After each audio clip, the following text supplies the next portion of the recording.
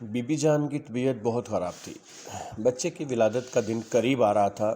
Be be جان آنکھیں موندے بستر پر پڑی رہتی، بھوک غائب تھی، روٹی تو روٹی، پھل بھی نہ کھا سکتی۔ مولوی صاحب قصبے کے واحد طبیب کے پاس گئے، بیوی کی کیفیت بتائی۔ طبیب نے ایک دو شربت تجویز کی اور کچھ گولیاں اور کچھ جڑی بوٹیاں دیں، مگر کچھ افاقہ نہ ہوا۔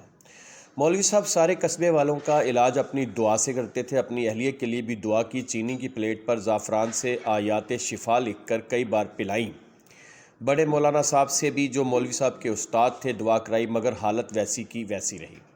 سیانے لوگوں نے مشورہ دیا کہ مریضہ کو دارالحکومت لے جائیے، وہاں بڑے بڑے ہسپتال ہیں، ہسپتالوں میں جدید آلات ہیں، بڑے بڑے ڈاکٹر ہیں، فارمیسی کی دکانیں ہیں جہاں ہر مرض کی ادویات دستیاب ہیں۔ مولوی صاحب کے ایک عزیز ذرا ہوشیار اور کھڑپینچ قسم کے واقعہ ہوئے تھے۔ یوں بھی مشورہ مفت دینے والے ہمیشہ مستعد رہتے ہیں۔ انہوں نے مشورہ دیا کہ جاتے ہی ECG کرا لیجئے گا، خدا نخواستہ دل کا معاملہ نہ ہو، ایسا ہوا تو بچے کی زندگی خطرے میں ہوگی۔ مولوی صاحب بی بی جان کو لے کر دارالحکومت کے ہسپتال آ گئے۔ ہسپتال پہنچ کر بتایا کہ اہلیہ کی ECG کرانی ہے۔ انہیں بتایا گیا کہ سامنے دائیں طرف ECG روم ہے، وہاں جائیے اور مریضہ کو بستر پر لٹائیے۔ مولوی صاحب نے بی بی جان کو ECG روم میں بستر پر لٹایا، دروازے پر کھڑے ہو گئے۔ تھوڑی دیر بعد ایک صاحب آئے، ان کے گلے میں ہسپتال کا شناختی کارڈ لٹک رہا تھا۔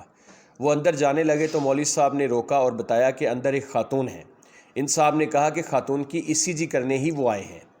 مولوی صاحب نے کہا بھائی وہ پردہ دار خاتون ہیں، ایک مرد ان کی ECG کیسے کر سکتا ہے؟ کسی خاتون ٹیکنیشین کو بھیجیے۔ وہ صاحب واپس چلے گئے۔ مولوی صاحب بہت دیر تک انتظار کرتے رہے، کوئی نہ آیا۔ آخر کار وہ اسپتال کی انتظامیہ کے پاس گئے اور مطالبہ کیا کہ خاتون ٹیکنیشین جلد از جلد ان کی اہلیہ کی ECG کرے۔ انہیں بتایا گیا کہ خاتون ٹیکنیشین میسر نہیں۔ پھر کسی نے رہنمائی کی کہ پہلے ڈاکٹر کو دکھائیں۔ یہ ڈاکٹر یعنی ماہر امراض نسواں جنسیولوجسٹ کا کام ہے کہ ECG کرائے یا کوئی اور ٹیسٹ۔ مولوی صاحب نے کابل کے سارے ہسپتال چھان مارے، ایک ایک آدمی سے پوچھا، پورے شہر میں کوئی خاتون ڈاکٹر تھی نہ خاتون ٹیکنیشین۔ دوسری طرف مولوی صاحب کا موقف یہ تھا کہ ECG کے لیے اور بچے کی ولادت کے موقع پر مرد ڈاکٹر سے استفادہ تو بہت بڑی بات ہے، وہ تو یہ بھی برداشت نہیں کر سکتے کہ ان کی اہلیہ کو یا ان کے خانوادے کو کسی خاتون کو کوئی مرد انجیکشن بھی لگائے۔ بی بی جان کی طبیعت زیادہ خراب ہو رہی تھی۔ خاتون ڈاکٹر کی تلاش جاری رہی۔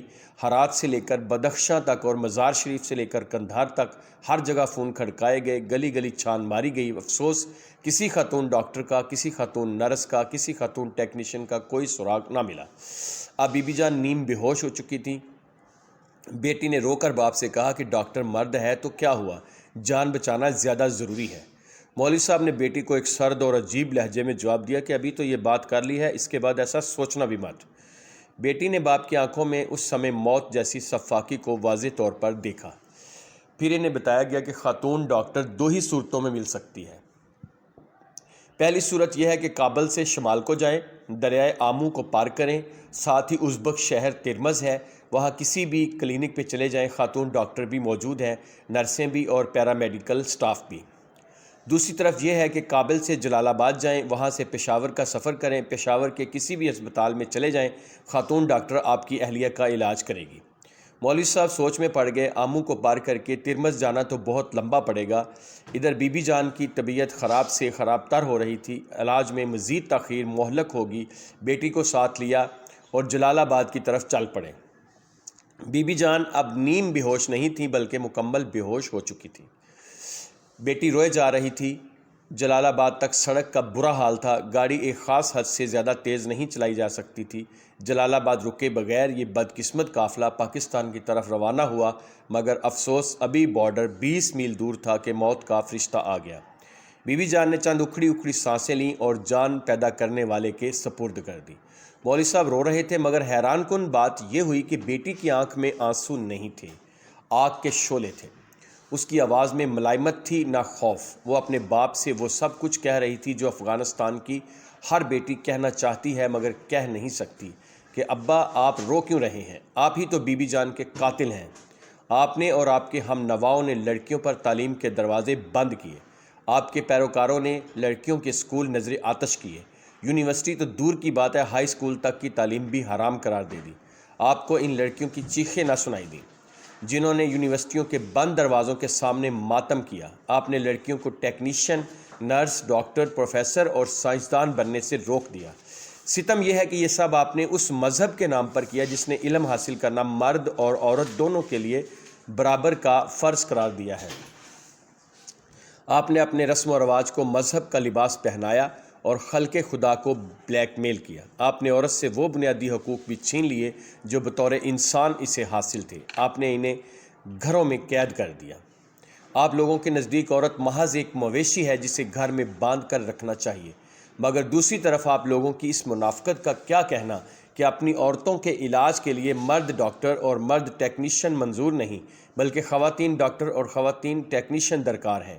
آپ لوگوں کے بند دماغوں میں یہ معمولی سی بات نہ آ سکی کہ تعلیم حاصل کیے بغیر کوئی عورت ڈاکٹر نہیں بن سکتی، نہ ٹیکہ لگا سکتی ہے، نہ ECG کر سکتی ہے، نہ خون ٹیسٹ کر سکتی ہے، نہ ایکس رے کر سکتی ہے، نہ الٹرا ساؤنڈ کر سکتی ہے اور نہ CT اسکین کر سکتی ہے۔